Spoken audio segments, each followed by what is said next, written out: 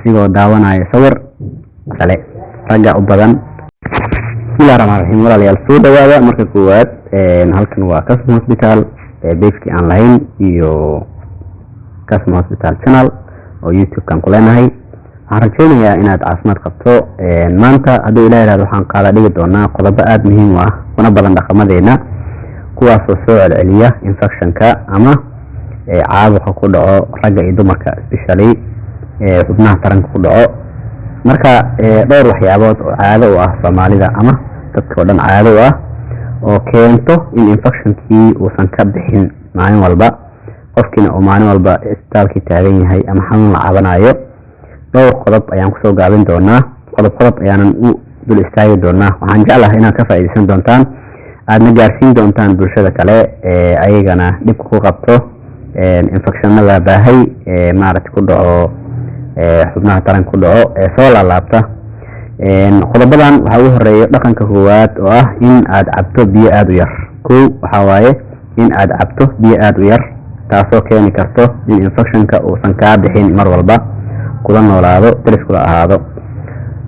qodobkaas waa qodob muhiim ah. marka waxaa u baahan tahay inaad biyo badan cabto. raashinka aad cunaysid iyo biyaha inay balance isku ahaadaan sida ilaahay qur-aan ku yiri fakulu washrabu, macnaha caba raashin cunitaanka ka bacdi. waxaa la rabaa marka qofka raashin cuno inuu biyo cabo. marka biyo cab badanaa loo baahan yahay oo qofka jirkiisa ku filan. haddii biyihiisa ay yar yihiin waxaa imaan karo infection. qodobka labaad oo muhiimka waxaa waaye dadka qaar ee xaasaska leh ama xaasaska ah waxay dabeecad u leeyihiin in ay seexdaan markii ay dhamaato galmada ka bacdi, taasoo dhibaato weyn keeni karto. nabigana uu ka digay, iyadana waxay keeni kartaa infectionkii inuusan kaa bixin. dhaqankan waa dhaqan aad u dhib badan. dhaqanka ah in qofka markii uu galmada sameeyo ka bacdi uu iska seexdo, iska jiifto, ma banaano, mana fiicno, diin ahaan uma banaano. waxa infectionka soo celceliya dhaqanada oo aan leenahayna waa lambar 1 ka yahay. marka dadka isqabo waxaan kula talinayaa markay galmada sameeyaan kadib in ay sariirta ka degaan oo ay qabeys aadaan oo ay soo qabeystaan si infectionka uusan ugu soo laabanin mar kale. sidoo kale qofka qodobka saddexaad waxaa waaye qofka shahwadiisa oo maaragtay uu ku kiciyo asigoo daawanaya sawir, asigoo fiirinayo Facebook, ama asigoo ku jiro meelaha maaragtay aan loo munaasab ahayn ku kiciyo. ma banaano, sharciyan ma banaano. infectionkana waa soo celceliyaa.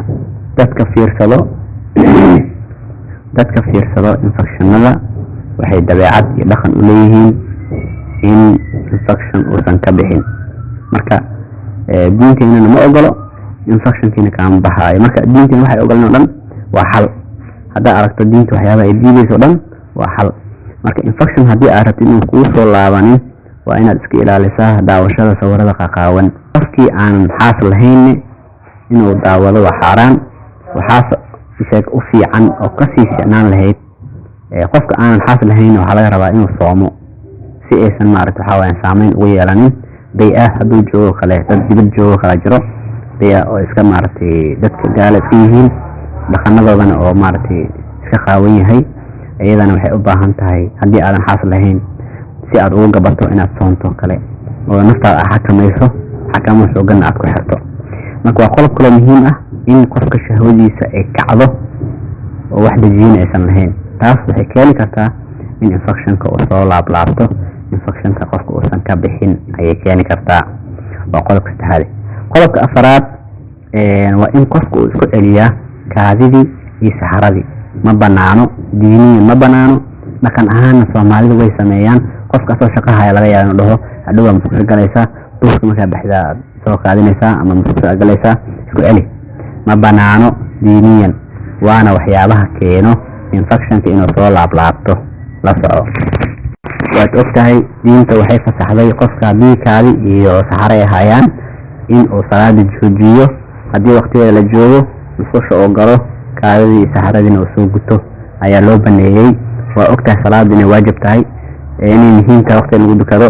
xaafidu cala salawaati wasalaati alwusdaa.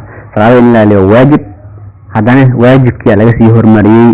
sababta waxaa waaye qofka caafimaadkiisa xifdu nafsi waaye nafta in la ilaaliyo ayay qayb ka tahay marka xadiiskan wuxuu tilmaamayaa in ay aad muhiim u tahay in qofka haddii kaadi iyo saxar ay qabato inuu soo guto xitaa waajibaadka uu ka hormariyo waana sida fiican in infection uu ka hortago qofku wuxuu u baahan yahay in kaadida iyo saxarada isku celinin ma banaano caafimaad ahaanne ma fiicno marka qodobka saddexaad kaadida iyo saxarada oo la isku celiyo qodobka afaraad waa in qofka uu isaga keena shahwada uu isaga keeno dariiqo qaldan sida soo gacantiisa isticmaalayo kale ragga u badan ma banaano iyadana diiniinna ma banaano akhlaaq ahaanna ma fiicno mida kaleeto infectionkana waxyaabaha ugu badan ee keeno annaga dhakhaatiir ahaan waxaa noo imaado dad xaniyaha bararsan yihiin mararka qaar rag dhalinyaro ah rag niman ah oo xaniyaha bararsan yihiin sababta ugu weyn ay tahay